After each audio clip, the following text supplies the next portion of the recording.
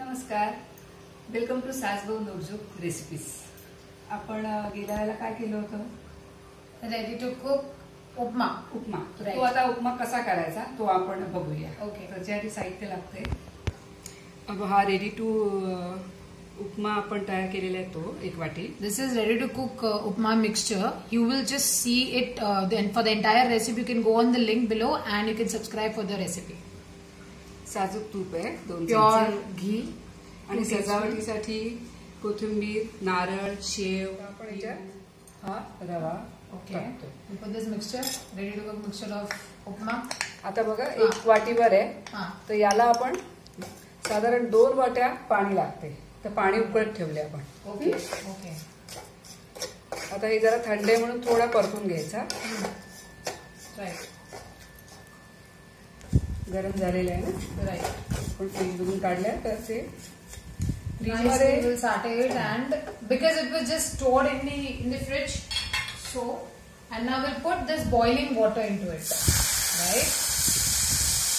So this is the exact kind of recipe that you do when you get a mixture from the shop. You need to put mixture that you put in the boiling water and 1 वाटीला साधारण 2 वाटी।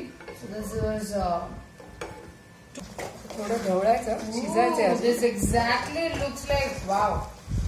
थोडंसं आता याच्यात नारळ आणि कोथिंबीर टाकू, जरा जरासं टाक, मग नंतर गार्निश। नारळ आणि कोथिंबीर, is it some coconut? Wow. मग नंतर थोडं गार्निशिंगला आणि Yes, coriander and yeah, म्हणजे तो final touch of ghee.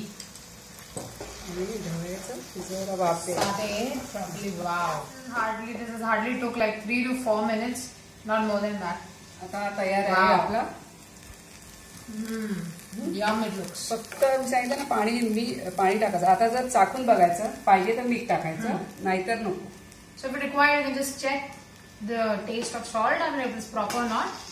And if it is sufficient, gas just बंद करून टाक। ready to serve then, I guess.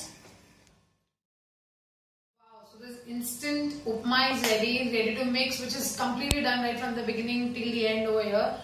I guess now this doesn't matter if there are 15 people, 20 people or 50 people coming to my place. Especially this recipe works out for people or women who are working, right? So you can handle all of that and you can still keep your mother-in-law happy. आणि हे असं जर fridge मध्ये करून तुम्ही 15-15 दिवस पण ठेवू शकता। फ्रीज मध्ये डबा बंद करून ठेवा, जेव्हा पाहिजे तेव्हा काढा। तर आवडली आमची रेसिपी?